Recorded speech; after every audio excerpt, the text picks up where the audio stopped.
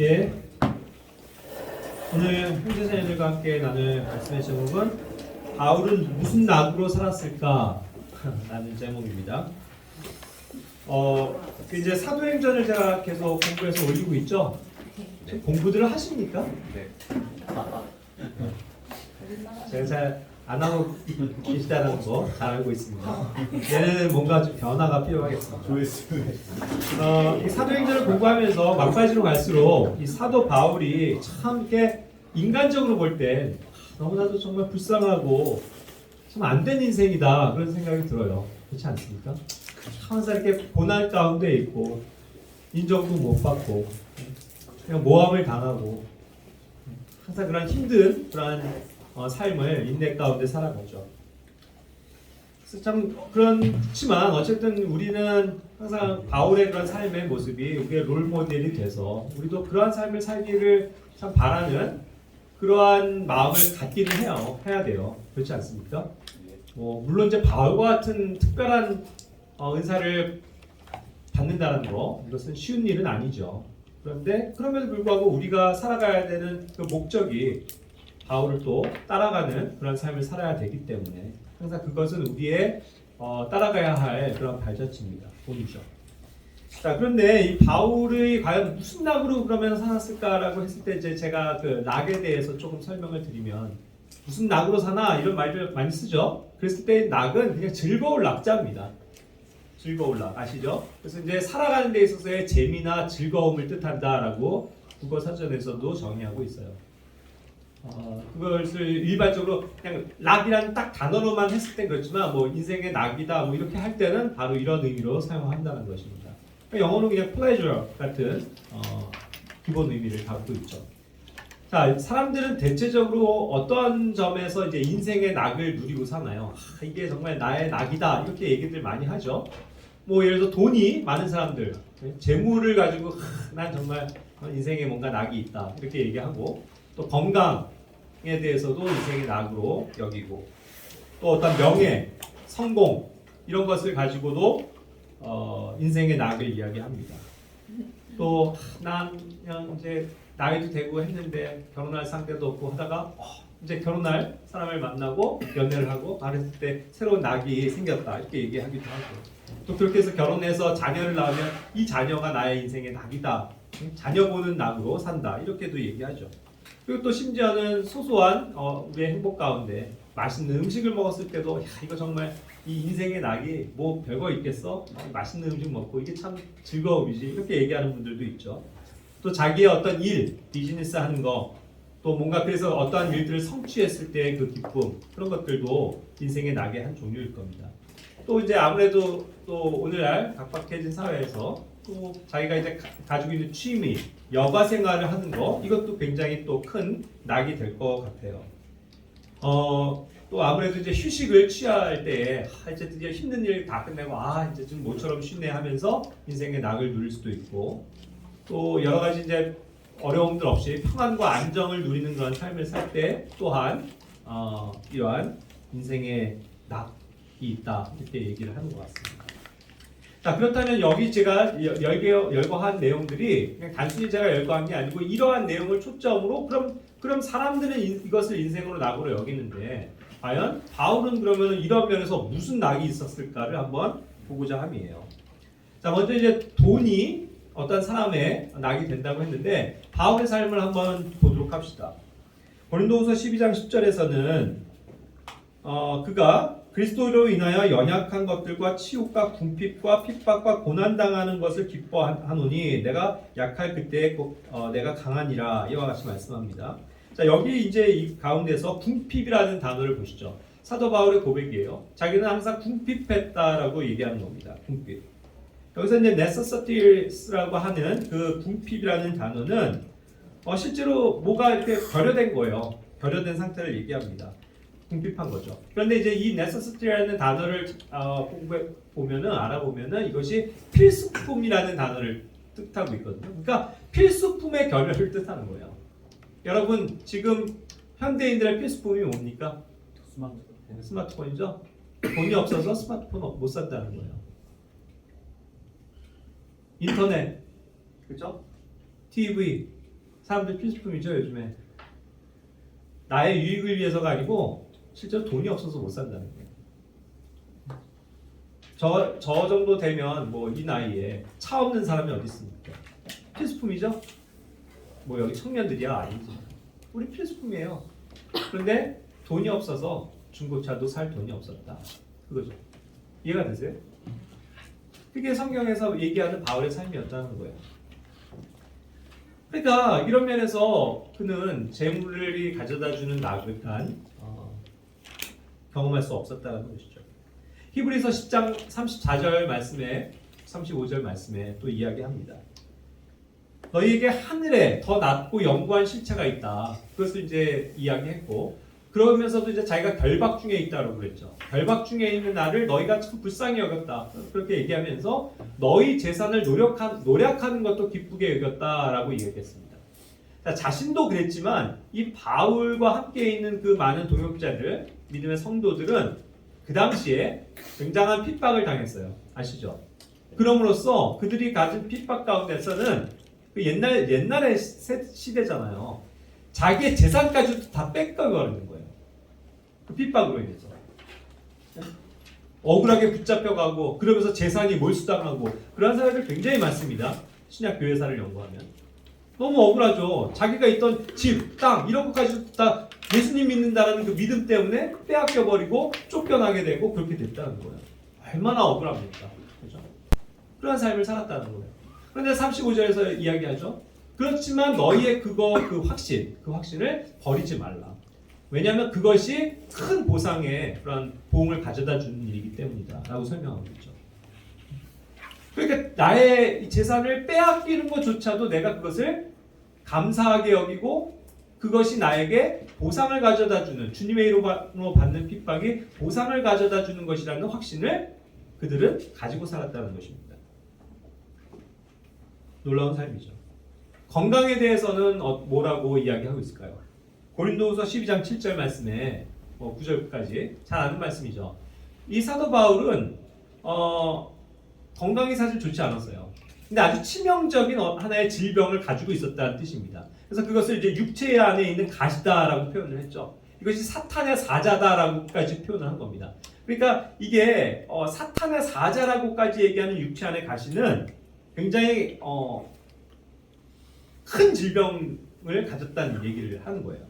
그렇죠? 그것이 정확하게 뭔지는 모르겠습니다만 자꾸 자신이 주님의 일을 위해서 살아갈 때 자신을 거꾸로 뜨리는, 그러니까 이것은 사탄의 사자다. 사탄이 자기를 공격하는 그러한 사자다라고 표현을 하는 겁니다. 자기를 거꾸로 뜨리는 거예요. 그래서 가다가 막 어떻게 보면 막 그래서 이제 많은 학자들이 막 경기를 일으키면서 간질 증세 아니었을까? 막 쓰러지고 막 거품을 불고. 그래서 그 사역에 있어서도 방해를 받고 저 사람 뭐야 하면서 저 사람 저주받는 인생 아니야 하면서 사람들로부터 무시를 당하게 되는 그러한 치명적인 육체의 질병을 가지고 있었다는 거예요. 여러분 건강하십니까? 다들? 그냥 지금 이 건강을 주신 거에 대해서 우리가 만족하고 감사해야 돼요. 바울은 이 주님의 크신 일을 하면서도 그 자기가 가진 그 육체의 질병을 치유할 수 없었거든요. 하나님께서 치유하지 않으셨습니다. 그리고 그것을 오히려 기도했을 때 3번이나 간청했지만 아니야 바울아 나의 은혜가 너에게 족하다. 이 말씀을 하시거든요. 그냥 너 그렇게 아픈 거 괜찮아. 이것이 나의 은혜인 줄 알아라 라고 깨달음을 주시거든요. 그 아픈 상황에서도. 그러니까 그는 건강하지 못한 삶을 살았어요. 항상 어디 가서도 그것이 다시 도지지 않을까 하는 염려 가운데서 살 수밖에 없었다라는 겁니다. 그가 가진 명예는 무엇이었습니까? 데살로니가전서 2장 2절 말씀에도 죄송해요. 이게 제목이 잘못됐군요. 이것이 이제 그 명예, 성공 이것과 관련된 것입니다. 그는 그런 면에서 어땠을까요? 명예와 성공이. 데살로니가전서 2장 2절에서는 그가 빌립보에서의 얘기지만 고난을 당하고 또 치욕을 당한 뒤에도 많은 싸움을 싸웠다 이렇게 얘기를 합니다. 치욕을 당했다 그렇게 표현하고 있거든요. shamefully라고 이야기하고 있죠. 그는 명예로운 삶을 전혀 살지 못했습니다. 그의 인생이 이렇게 성공적인 남들이 볼 때 우러러 보고 존경할 만한 그런 삶이 아니었다는 거죠. 오히려 치욕을 당하는 그런 일들이 굉장히 많았습니다. 수치를 당했다는 거죠. 쉐이플리라는 단어가 그거예요. 수치를 당했다. 그럼 그가 빌립보에서 특히 당한 수치에 대해서 얘기하고 있는데 그것이 무엇인지 아십니까?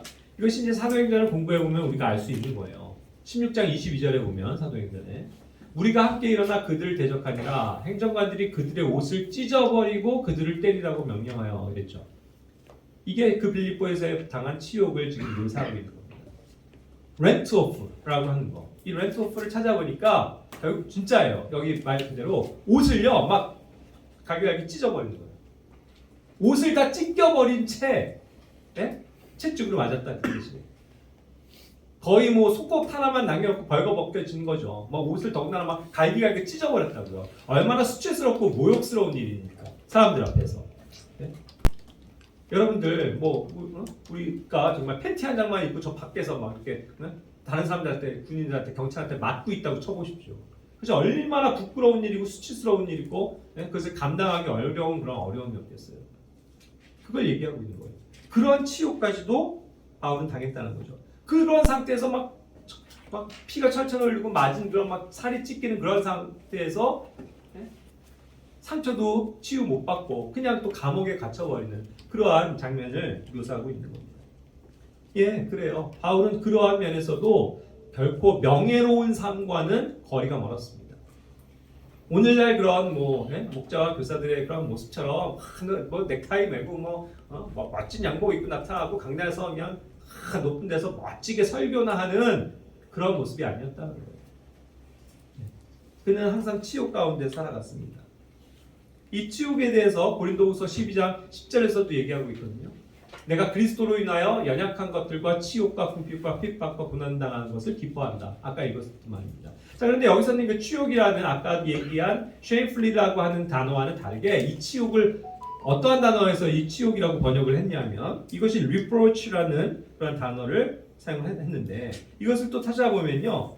결국 불명예스럽게 조롱과 비방을 받는 것이라고 사도는 정의하고 있습니다. 굉장히 불명예스러운 그런 조롱과 비난을 받는 상태를 얘기하는 거예요. 그런 치욕을 받았다는 거죠. 오늘날도 마찬가지입니다.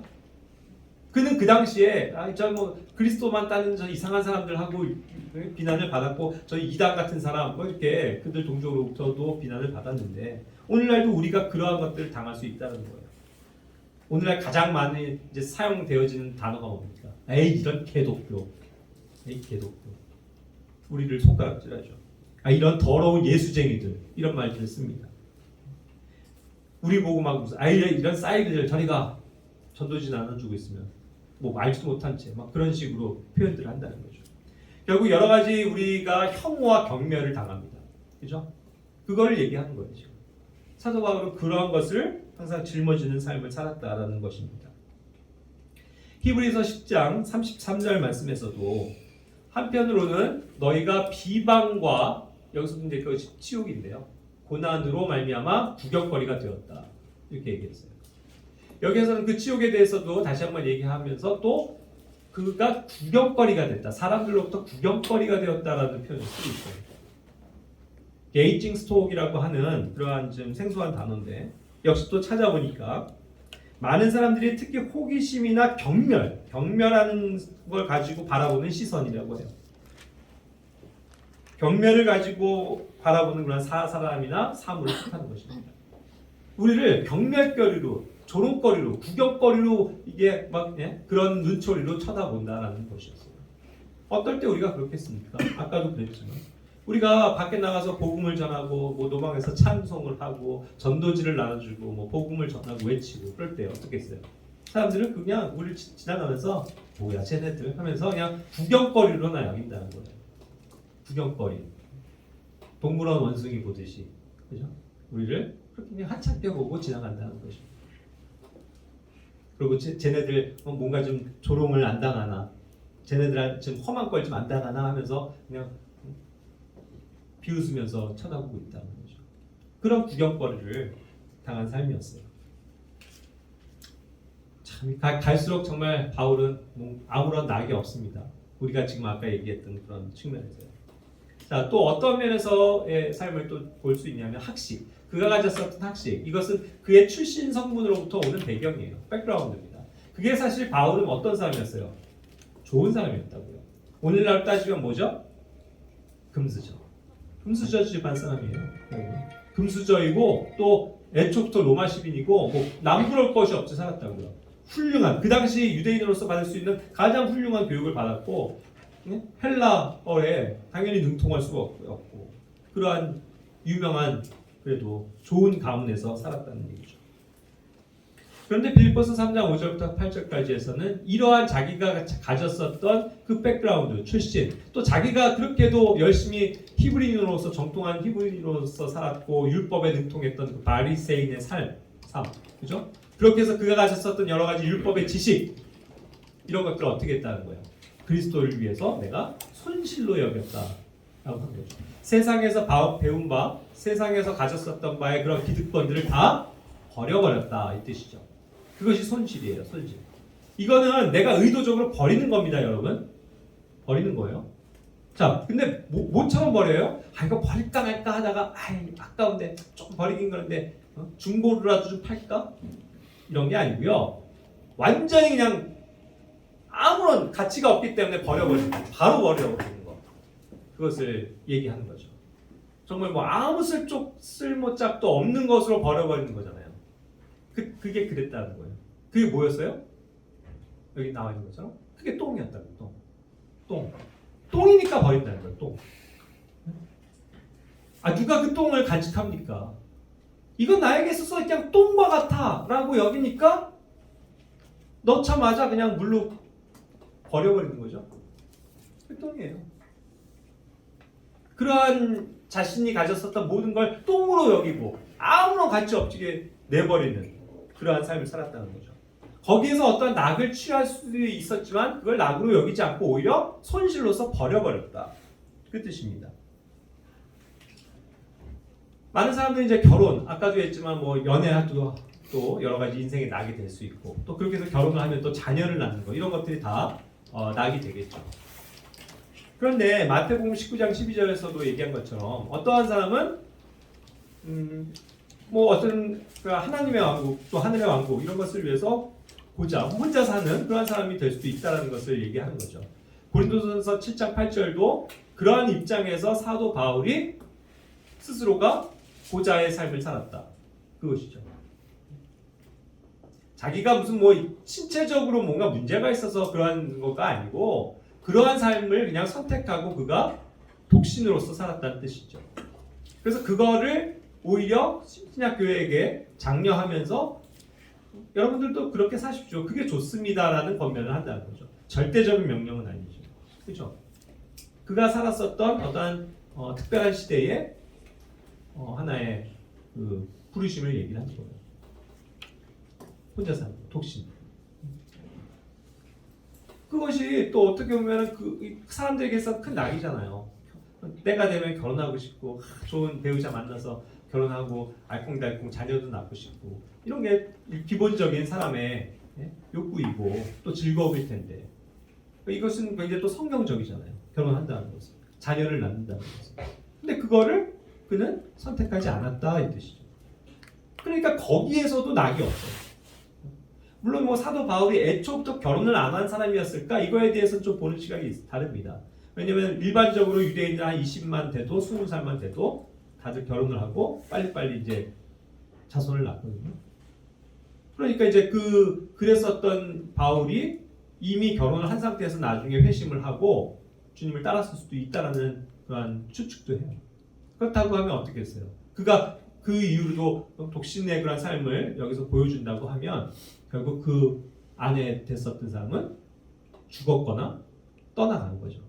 그래서 떠나간 거에 대해서 그래서 떠났을 때 어떻게 할 것인가에 대해서 이야기하고 있는 거예요.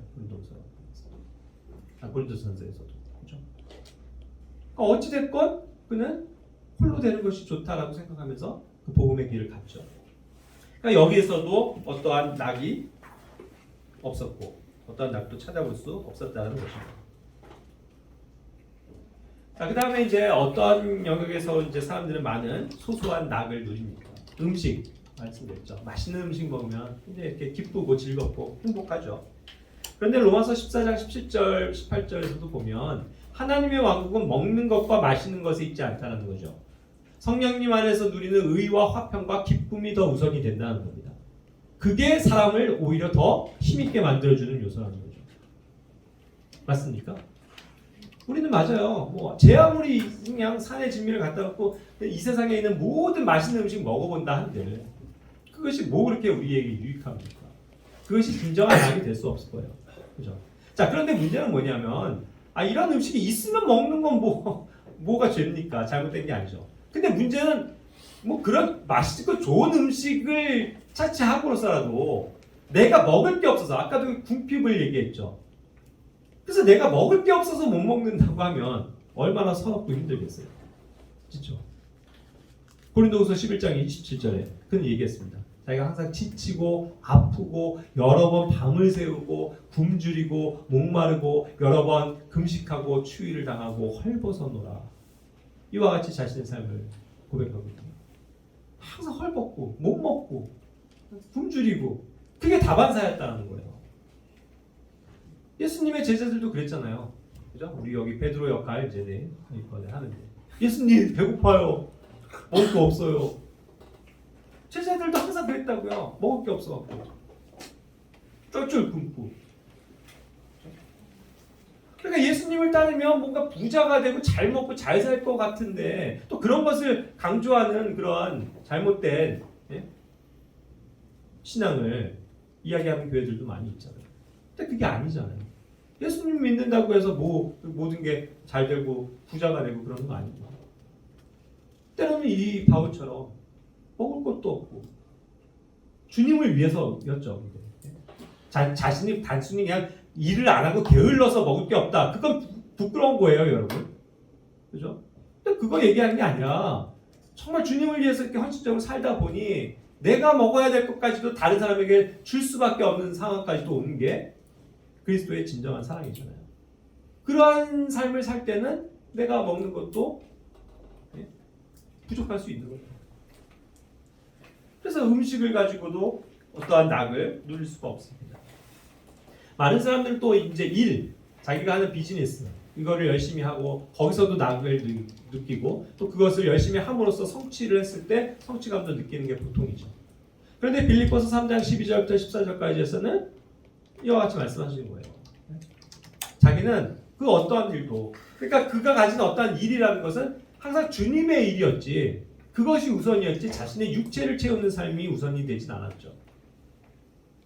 그런데 그 주님이 주신 그 부르심과 그 일을 위해서도 자기가 그것을 붙잡으려고 뒤따라간다고 했는데 아직 그것을 붙잡지 못했고 그냥 뒤따라가는 중이고 거기를 도달하려고 나아가는 중이고 부르심의 상을 받기 위해서 표대를 향해서 밀고 나아가는 과정에 있는 것을 지금 표현하는 거죠. 결코 그는 그 일을 다 이루지 못했다라고 항상 고백하면서 끝까지 그 길을 가려고 했던 거죠. 그에게 있어서 그렇기 때문에 어떤 일의 성취감, 또 일에 대한 만족감, 그것은 조금 별개의 문제였다는 거죠. 아직도 항상 자기가 부족하다고 여기면서 그 주님의 부르심을 향해서 따라 나가는 삶, 그것을 항상 추구하며 자신을 채찍질하고 나아가는 그런 삶이었다라는 것이죠. 사도행전 20장 24절 그렇지만 그가 시간이 흘러서 계속 그러한 가운데서 살면서 여전히 고백합니다. 나는 나의 생명을 귀한 것으로 여기지 않는다. 자기 생명도 자기는 중요한 게 아니다라고 표현하는 거죠. 이것은 나의 달려갈 길과 주 예수님께 받은 사역 곧 하나님의 은혜의 복음을 증언하는 일을 기쁨으로 끝마치고자 함이라. 끝까지 표현합니다. 그냥 그 일을 끝까지 내가 마치기 위해서 나는 내 생명도 돌아보지 않습니다. 내 목숨 이거 하나 달랑 있는 이 목숨 그냥 주님께 드리겠습니다 하면서 열심히 그 사역 받은 바의 사역을 위해서 따라 나가는 삶을 살았다. 그래서 그것을 내가 기쁨으로 끝마칠 때까지 그 길을 가겠습니다. 그러한 정말 간절한 소망을 가지고 살았다는 거예요. 그러다 보니 이제 마지막에 진짜 말년에 그가 디모데후서를 통해서 디모데에게 마지막 유언과 같은 이제 마지막 그런 시기에 쓴 책들이잖아요. 거기에 보면 이와 같이 나오는 거예요. 4장 7절 8절 내가 선한 싸움을 싸우고 나의 달려갈 길을 마치고 믿음을 지켰은즉 이후로는 나를 위하여 의의 관이 예비되어 있나니 주 곧 의로우신 심판자께서 그날에 그것을 내게 주실 것이요 내게만 아니라 그분의 나타나심을 사랑하는 모든 자들에게도 주시리라. 이와 같은 고백을 하죠. 이제 말년이 돼서 이제는 정말 자기가 수명이 다했다는 거, 자신의 그 복음의 사역이 끝났다는 것을 알 그때쯤 그가 고백한 건 이거예요. 내가 선한 싸움을 다 싸웠다. 나의 달려갈 길을 마쳤다. 믿음을 지켰다. 주님 감사합니다. 그러니 이제 주님 저에게 마련해 주실 그 의의 관을 제가 바라봅니다. 이제 제가 하나님의 왕국에 들어가서 셋째 하늘로 가서 이제 물론 이제 그도 그리스도의 심판석을 겪어야 되겠지만 우리와 동일한 시점에 나에게 의의 왕관이 예비되어 있을 것이다. 이것을 바라면서 기쁘게 그 길을 갔고 마지막에 고백이 그와 같았다는 거죠. 여러분들은 혹시라도 내가 이제 곧 죽게 된다고 생각을 해봅시다. 여러분들은 여러분들의 삶에 대해서 뭐라고 회고하시겠어요? 아 주님, 제가 숨 꼴딱꼴딱하면서 주님, 제가 정말 이 주님의 길을 신실하게 지켜왔습니다. 믿음을 지켰습니다. 그러니 주님, 저에게 약속하신 의의 왕관이 예비되어 있겠죠? 할렐루야 하면서 숨을 거둘 수 있을까요? 아니면 내가 왜 이렇게 살았을까? 내가 이제 죽게 되고 보니 나의 삶이 너무 아쉽다, 안타깝다. 내가 왜 이렇게 살았을까? 내가 정말 주님 앞에 갔을 때 어떠한 보상을 받을 수 있을까? 그러한 염려와 불안 가운데서 생을 마감합니다. 그것은 우리로서는 정말 마음 아픈 일 아니겠습니까? 자, 많은 사람들이 이제 현대인은 특히 이제 이런 취미, 여가를 굉장히 중요하게 여기죠. 웰빙의 시대가 돼서 자기를 가꾸고 자기에게 투자하고 자기가 만족할 수 있는 많은 일들을 찾아 나섭니다. 그죠? 여러 가지 일들이 있을 거예요. 그래서 이제 그러한 취미와 여가를 즐기는 것이 굉장히 또 사람들에게 활력을 주니까 그것이 낙이 된다는 거죠. 맞아요. 그런데 바울에게 그런 낙이 있었냐고요. 그는 매 시간 뭐에 있었다고요? 위험 속에 있었다. 그냥 위험 속에 살아가는 거예요. 항상 막 공격하고 막 위험들이 있으니까. 그러니까 그리스도 예수 우리 주 안에서 가진 바 너희로 인한 기쁨을 두고 단언하노니 그런 가운데 있으니까 나는 날마다 죽는다라고 고백하는 거죠. 나는 날마다 죽는다. 그런 위험 속에서 자기는 날마다 죽음에 노출되어 있는 거예요. 날마다 죽을 수밖에 없는 거예요. 그래서 내 육신이 살아가지고는 결국 질 수밖에 없기 때문에 내 육체를 자꾸 죽여야만 했고 십자가에서 내가 못 박혀 있다는 그 사실을 인정하고 주님의 그 품 안에서 그리스도의 뜻을 행하고자 항상 노력하고 기도하고 간청하는 그런 삶을 살았다는 거예요. 그래서 그것이 그의 삶의 방식이었고 그렇게 해서 많은 영적인 치열한 싸움들을 그가 했었다는 건 아닙니까? 그러니까 자기가 취미를 즐길 시간이 어디 있어요? 여가를 즐길 시간이 어디 있습니까? 결국 뭐 오해하지 마세요. 바울이 그랬다는 얘기예요. 우리가 뭐 그런 삶을 살면 안 된다는 걸 얘기하는 게 아니라 한번 생각해 보자는 거예요. 바울은 쉴 시간이 어디 있냐고요. 그러니까 여행 갈 시간이 어디 있냐고요. 맛있는 거 먹으러 갈 시간이 어디 있냐고요. 그런 삶을 살았다는 거예요. 그게 없었다면 그래서 이것이 결국 그의 그 부활에 대한 신앙을 고백하는 건데 32절에서도 그 부활의 영광 때문에 그 부활의 소망 때문에 자기가 그런 삶을 지금 살아가는 거잖아요. 근데 그게 없다면 나에게 무슨 유익이 있겠냐. 그렇죠? 부활이 분명히 있으니까 그리스도의 심판석이 반드시 있으니까 내가 이것을 포기한다 이거잖아요. 그게 만약에 없다면 마지막 고백이 그거예요. 그럼 나도 뭐예요? 내일 우리가 죽을 테니 우리가 먹고 마시자. 자기는 안 그랬겠냐고요. 그걸 얘기하는 거예요. 나라고 왜 못할 줄 알아? 그렇죠. 자기도 하려고 하면 얼마든지 이 세상을 편안하게 즐길 수 있잖아요. 그 인생의 낙을 누리고 살 수 있잖아요. 바울도. 근데 왜 자기는 일부러 그렇게 하지 않는다는 거예요? 우리의 죽음 이후에는 부활이 있기 때문이에요. 근데 그 부활이 뭐예요? 생명의 부활로서 우리가 그리스도 앞에 섰을 때 우리의 모든 행위에 대해서 심판하시는 그 주님 앞에 서야 되는 그 엄중한 시간이 기다리고 있기 때문에 자신의 삶을 철저하게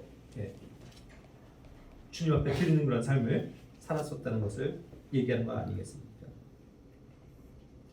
그러니까 비슷한 영역이지만 휴식. 많은 사람들이 이제 오늘날 나 열심히 5일 동안 일했어. 요즘 5일이죠. 그나마 나 5일 일했어. 그러니까 이틀은 나를 위해서 쉬어야지 하면서 열심히 쉬고 마사지 받고 뭐 온갖 그런 것들을 누리면서 살죠. 휴식을 취합니다. 그런데 아까도 얘기한 것처럼 사도 바울은 과연 휴식할 시간이 있었냐 이거. 고린도후서 7장 5절에서도 보면 마케도니아에 이르렀을 때 우리 육체에 안식이 없었으며 안식할 시간이 없었어요. 쉴 틈이 없었다 이거예요. 레스트예요. 쉴 틈이 없었다는 거예요. 너무나도 해야 할 그런 영적인 일들이 많고 너무나도 그런 사탄의 공격과 이런 것들이 심하기 때문에 그는 하루도 긴장을 안 하면서 사는 날이 없었다는 얘기죠. 그런 연약함을 항상 가지고 있었어요. 데살로니가전서 2장 9절에서도 여기 이제 열거한 구절들은 그가 밤낮으로 그러니까 쉴 틈이 없이 자 보세요. 바울이 그렇게 낮마다 맨날 복음 전하고 다니고 하면서 사역 열심히 했죠. 그러면서 또 자기를 위해서 또 필요들 채우기 위해서 일했고 낮엔 그럴 수밖에 없잖아요. 그럼 최소한 밤에는 쉬어야 되는 거 아니에요. 그게 그렇어도 누릴 수 있는 행복 아니에요? 밤에는 좀 쉬어야죠. 바울도 무슨 강철 체력을 가진 사람도 아니고 아까처럼 연약함을 가졌는데 좀 쉬어야죠. 그렇게 맨날 여행하고 힘들고 했으면 하루라도 좀 쉬어야죠. 그렇지 않겠습니까? 근데 그는 그렇지 못했다는 거예요. 그렇지 않았다는 거예요. 밤낮으로 해야 될 일이 있었다는 거예요. 밤낮으로. 밤에도. 그러니까 쉴 틈이 없었다는 거예요. 뭐 했습니까? 데살로니가전서 2장 9절에서는 밤낮으로 수고하며 하나님의 복음을 선포했다. 밤낮으로 복음을 선포했다고요. 데살로니가전서 3장 10절 우리가 밤낮으로 넘치도록 기도했다. 밤낮으로 기도했다고요. 데살로니가후서 3장 8절 자기가 밤낮으로 일했다. 자기가 부족함들 채워야 되니까 또 가갖고 시간 날 때마다 텐트 만들 일 했겠죠. 디모데후서 1장 3절 내가 밤낮으로 기도하는 가운데 끊임없이 너를 기억하고 있다. 그가 사랑하는 형제들 성도들 이 사람들 항상 기억하고 그들이 어떻게 지낼까 감사하고 또 위에서 기도하는 그런 기억을 하는 그러니까 밤낮으로 그의 머리도 육체도 쉴 틈이 없었다는 거예요. 대단하죠? 도대체 언제 쉬지 바울은? 그리고 또 일어나면 또 저 다른 도시로 가야 돼요. 얼마나 힘들었을까? 그러니까 이제 사실은 사도 바울의 삶은 정말 아무런 낙이 없어요. 갈수록 태산이에요. 아무런 낙이 없어요. 근데도 그 삶을 우리 보고 뭐래요? 본받으래요. 절대로 그렇게 생각하시면 안 돼요, 여러분. 아니, 그건 바울의 부르심이었고 바울의 그냥 삶이죠.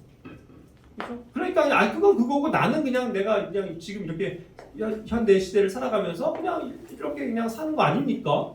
그건 바울 같은 특별한 사람에게만 주어지는 일이죠. 저는 그냥 이렇게 열심히 그냥 제 일 하면서 살아가는 거 그거 주님의 뜻 아닙니까? 이렇게 얘기했습니다. 근데 아니라는 거예요. 바울의 삶은 우리의 본이에요. 바울은 스스럼 없이 얘기했어요. 내가 그리스도를 따르는 것 같이 너희도 나를 따라라. 바울은 교회에게 항상 얘기했다고요. 자신의 삶을 보고 배우라고. 따라오라고요. 그러니 이 수많은 신약 성경이 사도 바울이 쓴 게 제일 많은데 엄청나게 많은 분량을 사도 바울이 관면하고 명령하는 것들인데 거기서 그의 삶을 보여주면서 그 길을 따르라라고 한다면 우리는 뭐밖에 없어요. 우리는 순종할 의무밖에 없는 거예요. 사실. 순종할 수 있으면 좋은 거라고요. 그렇지 않습니까? 우리가 순종을 못해서 문제일 뿐이지 왜 사도 바울과 같은 삶을 우리는 살 필요가 없다고 생각합니다. 저는 그래서 사도행전을 공부하면서 더 그걸 절실히 느끼게 된 거예요. 너무 부끄러워지는 거예요. 제 자신이. 사도 바울은 이런 삶을 살았는데 나는 이렇게 너무 정말 놀고 먹고 너무 편한 거 아니야 이거. 그래서 한편으로는 부끄러워요. 그러면서 아니 물론 그것도 근데 주님이 주신 복이니까 누릴 건 누리지만 그러나 내가 이렇게 해서 항상 안일한 마음으로 나태한 마음으로 그냥 내 삶을 이렇게 즐기면서 적당히 대충 그렇게는 못 살 것 같아요. 그렇죠? 왜냐하면 말씀을 보면 항상 말씀은 뭐예요? 하나님의 말씀이기 때문에 찔림을 가져다 주기 때문에 이런 말씀을 들으면서 여러분들 편안하세요? 그럼 비정상이에요. 찔려야 된다고요? 찔려야 돼요. 그래. 그래서 자꾸 고개가 숙여져야죠. 사실 이 사도 바울의 삶의 모습을 볼 때. 그렇지 않습니까? 그러자고 배우자고 우리가 이야기하는 거예요. 또 마지막으로 바울의 삶은 평안과 안전도 보장되지 못한 삶이었습니다. 우리는 어쨌든 오늘날 이렇게 그냥 자유로운 국가에 살면서 사실 편안하게 살잖아요. 그렇죠? 평안을 누리면서 사는 삶이라고요. 그렇죠? 현대인들은 그러한 또 축복을 누려요. 또 뭐 여러 가지 지금 위험 가운데 있는 사람들이 있습니까? 그렇지 않잖아요. 얼마든지 평안과 안전을 누리죠. 그런데 고린도후서 1장 8절부터 10절까지에 오면 그에겐 항상 위험이 닥쳤고 고난이 닥쳤고 원치도 않지만 하고 그런 것들 항상 넘쳐날 수밖에 없었고 힘에 겹도록 수고할 수밖에 없었고 한량없이 눌렸다. 막 정말 그 심한 스트레스를 결국은 받은 거죠. 그동안. 그러니까 결국 생명까지도 아예 단념하는 수준이 됐다고요. 단념. 아까도 사도행전에서 얘기한 것처럼 나의 생명을 조금도 귀한 것으로 여기지 않는다라고 표현한 것처럼 아예 그냥 나의 생명을 단념해버릴 수밖에 없었던 거예요. 그런 수준까지 올라간 거죠. 그러니까 그것은 자기는 항상 죽음의 선고를 받은 사람이다라고 여기는 거죠. 그러니까 자기는 날마다 죽는다라는 이 표현이 가능한 겁니다. 사도 바울. 우리는 날마다 죽어요? 우리는 날마다 살아있죠. 우리 자아가 우리 자신이 날마다 살아서 활개치죠. 이 육신이. 그래서 항상 성령을 거부하죠. 성령을 대적하죠. 오히려. 그래서 실패한다고요. 그런데 바울은 항상 자기는 날마다 죽는 그것을 고백하면서 살았다는 거죠. 근데 그것이 외부로부터 오는 이러한 심한 공격과 위험을 당하니까 더 그것이 절실하게 절박하게 느껴질 수밖에 없는 거 아닙니까? 그러니까 그건 상대적으로 우리가 고난이 없기 때문에 누릴 수가 없는 영광이에요. 그러니까 저는 차라리 오늘날에 모든 어떤 이제 마지막 세대 가운데 살아가고 있는데 모르겠어요. 우리의 육신으로는 주님 좀 평안한 시대를 가다가 그렇게 해서 좀 휴거가 되게 해주세요라고 기도는 하지만 어떤 점에선 마지막 시대에 좀 강력한 고난이 좀 와서 또 다시 좀 팬데믹이 와서 좀 제발 차라리 극단적으로 얘기하면 그래서 정말 내가 목숨을 가지고 내놓고 섬기고 복음을 선포하고 그랬을 때 수많은 공격과 고통을 당하는 그러한 시점이 차라리 와야 거기에서 드러나는 건 아니겠습니까? 우리의 진짜 신앙이. 근데 저조차도 그런 것이 준비가 안 된 사람이고 또 우리가 연약하니까 주님 제발 그런 거 좀 안 오게 해주세요 라고 솔직하게 기도는 하지만 그러나 생각해 볼 것은 차라리 그러한 고난을 받고 있다면 내가 정말 기도가 간절해지지 않을까요? 그 절박함이 살아나지 않을까요? 그럴 것 같아요. 여러분들 이렇게 해서 주님들 때문에 돈 없어 봐요. 돈 없어 봐요. 왜 주님께 부르시지 않겠냐고. 주님 일 하다가 막 내가 아파서 우리 자녀도 한번 경험했지만 막 병상에 누워 있고 하면 막 얼마나 마음이 막 찢어집니까? 그럴 때 절박하게 주님을 찾을 수밖에 없잖아요. 차라리 그러한 절박함이 우리에게 있다면 그러면 주님을 기쁘시게 하지 않을까? 이런 질문이 오는 거예요. 바울의 삶입니다. 자, 마지막으로 바울의 삶을 요약하도록 하겠습니다. 고린도후서 11장 23절부터 27절. 한숨 한번 푹 쉬고서 읽어야 돼요. 사도 바울이 자신의 삶을 증거한 바입니다. 내가 그리스도의 사역자냐? 내가 어리석은 자처럼 말하거니와 나는 더욱 그러하도다. 내가 수고를 더욱 넘치도록 하고 매도 지나치게 맞고 감옥에도 더 자주 갇히고 여러 번 죽을 뻔하였습니다. 내가 유대인들로부터 마흔에서 하나 뺀 매를 5번 맞았으며 3번 몽둥이로 맞고 1번 돌로 맞고 3번 파선을 당하여 한 밤과 한 낮을 기쁨 속에 있었으며 자주 여행하면서 물들의 위험과 강도들의 위험과 내 동포로 인한 위험과 이교도들로 인한 위험과 도시에서의 위험과 광야에서의 위험과 바다에서의 위험과 거짓 형제들 가운데서의 위험을 당하였고 또 지치고 아프고 여러 번 밤을 새우고 굶주리고 목마르고 여러 번 금식하고 추위를 당하고 헐벗었노라. 밖에 있는 그 일들 외에도 날마다 내게 닥치는 것이 있습니다. 곧 모든 교회를 위해 염려하는 것이라. 이만한 정말 수도 없는 고난 속에 있으면서도 그것도 모자라서 그는 밤낮으로 자기보다도 교회를 염려하는 그 걱정 때문에 속앓이를 하면서 살았다. 그거죠. 너무 그 삶이 외롭고 힘들지 않았을까요? 불쌍하지 않았을까요? 심지어는 여기 감옥살이도 얘기했지만 여기 본 것처럼 뭐 빌립보 감옥, 예루살렘 감옥, 가이사라에 있는 감옥, 고린도에 있는 감옥, 로마에 있는 감옥. 뭐 그냥 감옥을 뭐 얼마나 많이 다녔는지 몰라요. 감옥살이의 이 대가예요. 맨날 갇히고 얻어 터지고 붙잡혀가고. 그렇다고 하면 정말 바울의 낙은 뭐냐는 거예요. 주님, 이런 삶을 얘기한다면 주님 너무한 거 아닙니까? 교회 시대에 태어난 게 이게 무슨 은혜입니까? 우리가 이거 이토록 누리지도 못하고 맨날 이런 삶을 살아야 한다면 무슨 도대체 낙이 있습니까? 주님, 차라리 그냥 빨리 데려가 주시는 게 낫지 않습니까? 이렇게 얘기할 거 아닙니까? 그런데 유일하게 바울에게 낙이 있었다고요. 낙이. 바울에게도 즐거움이 있었다고요. 이런 상황에서도. 그게 뭐였어요? 그게 교회였어요. 그가 세우고 섬겼었던 그 수많은 교회, 거기에 있는 성도들, 그게 그의 낙이었다. 이거예요. 결론이 그거예요. 데살로니가 전서 2장 19절에서 그 데살로니가 교회 성도들이 자기에게 소망이고 기쁨이고 환희다. 내 앞에 있는 여러분이 나의 영광이고 기쁨입니다. 이렇게 외쳤다고요. 이렇게 고백했다고요. 맞아요. 그게 그의 유일한 인생의 낙이었다는 거예요. 그 즐거움으로 견딜 수 있었다는 겁니다. 고린도 교회에게도 얘기해요. 7장 4절에 너희가 내게 위로가 충만하고 기쁨이 크게 넘쳤다. 너희로 인해서 자랑하면서 그의 자랑거리, 그의 영광이 될 만한 것은 고린도 교회 성도들이었다고 얘기하는 거죠. 빌립보 교회에게도 얘기합니다. 4장 1절에 나의 형제들아 나의 기쁨이요 왕관인 나의 극진히 사랑하는 자들아 여러분이 나의 기쁨이고 여러분이 나의 왕관입니다. 내가 하나님 앞에 섰을 때 그리스도 앞에 섰을 때 여러분이 나의 왕관이 될 것입니다. 그렇게 표현하는 거죠. 골로새 교회에도 얘기해요.